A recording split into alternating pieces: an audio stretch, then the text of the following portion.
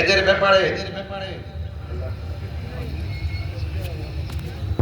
হাফেজ আব্দুর রহমান ভাই আমার বাড়িতে গেছিলেন, আরো গেছিল অনেক ছেলেবেলা গেছিল, 5 জন গেছিল, আপনি কষ্ট দিয়েছিলাম বাড়িতে যাওয়ার পর। যাই আমার কথায় কেউ রাগ করবেন না, বলুন আসল ঘরের নাম কি?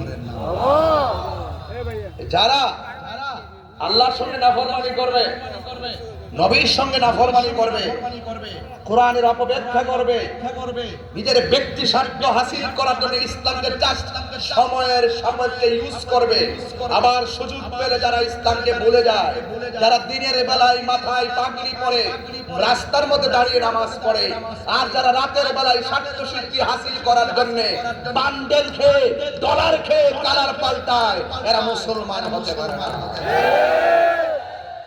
আমরা দিনে যেমন রাত্রেও, গত 10 বছর আগে যেমন এখনো, স্বাধীনতার আগে যেমন এখনো, দেশকে যারা ভালোবাসে আমরা তাকে ভালোবাসি, ধর্মকে যারা ভালোবাসে আমরা তাকে ভালোবাসি, যারা আল্লাহর ওলিদেরকে ভালোবাসে আমরা তাদেরকে ভালোবাসি, যারা নবীকে ভালোবাসে আমরা তাদেরকে ভালোবাসি, যারা আখিরাতকে বিশ্বাস করে আমরা তাকে ভালোবাসি, যারা আহলে বাইত রাসূল সাল্লাল্লাহু আলাইহি সাল্লামকে ভালোবাসে আমরা তাকে ভালোবাসি। সেই ভালোবাসার মানুষটা যদি এমপি হয় আমি তাকে ভালোবাসি, সেই ভালোবাসার মানুষটা যদি মন্ত্রী হয় আমরা তাকে ভালোবাসি।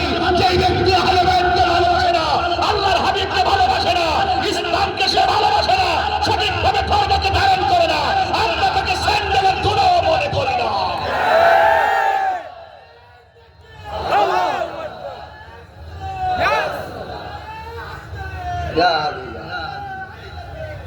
বাবার আমার, এটা আমার কথা না তো।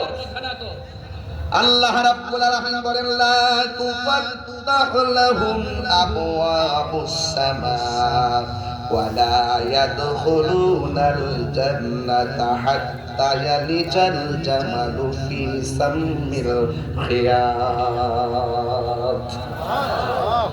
কথাগুলো খুব গভীর মনোযোগ করে শুনবেন। শুধুমাত্র আমি যে তাদের ব্যাপারে কঠোর হচ্ছি তা নয়, যারা খোদাদ্রোহী, যারা নবীদ্রোহী, যারা কোরআনদ্রোহী, যারা ইসলামদ্রোহী, অসংখ্য নিয়ামত আসমান বেদ করে আল্লাহর কাছে পৌঁছে যাবে, আর যারা নাফরমান হবে লা তুফাত্তাহু লাহুম আবওয়াবাস সামা, তাদের জন্য আসমানের একটা দরজাও খোলা হবে না, ওয়ালা ইয়াদখুলুনাল জান্নাহ, এরা কখনো জান্নাতের মধ্যে যাবে না, হাত্তা ইয়ালিজাল জামালু ফি সাম্মিল খিয়াত।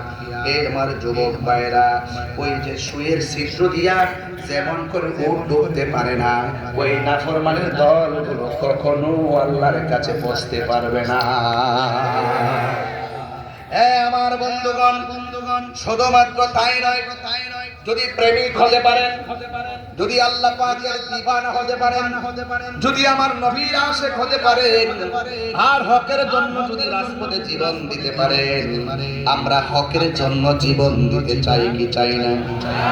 আরো বড় করে বলো, চাই কি চাই না? হকের জন্য জীবন দিলে কি মরা না জিন্দা? এই আওয়াজে মানি না, জোরে বলেন মরা না জিন্দা। আমার বন্ধুগণ, আল্লাহর হাবিব সাল্লাল্লাহু তাআলা আলাইহি ওয়াসাল্লাম বলেছেন, আশ-শুহাদাউ আলা বারিনি নাহারিন বিবাবিল জান্নাত। আল্লাহর হাবিব সাল্লাল্লাহু আলাইহি ওয়াসাল্লাম বলেন, শহীদদের রূহ জান্নাতের দরজা সমূহের পাশে পরিচ্ছন্ন নদীর কিনারায় থাকবে, ফি রাউদাতিল খাদরা, ওই রওজা, ওই দরজার পাশে সুন্দর সবুজ রঙের একটা বাগান থাকবে, ইয়াখরুজু আলাইহিম রিজকুহুম, ও যুবক, আর জান্নাত থেকে ওই সমস্ত প্রেমিকদের জন্য আল্লাহ রাব্বুল আলামিন খাবার পাঠাইয়া দিবেন। এই জন্য সুন্নিরা ঘরে বসে থাকার টাইম নাই, লেখার জবাব লেখায় দিতে হবে, বক্তব্যের জবাব বক্তব্যে দিতে হবে, লাঠির জবাব লাঠিতে দিতে হবে। কথা বলেন ঠিক কিনা? এই মুহূর্তে কেউ যদি আয়েশা বলে নবীর নাম নেওয়া যাবে না, যদি বাসকারী বাসীর সঙ্গে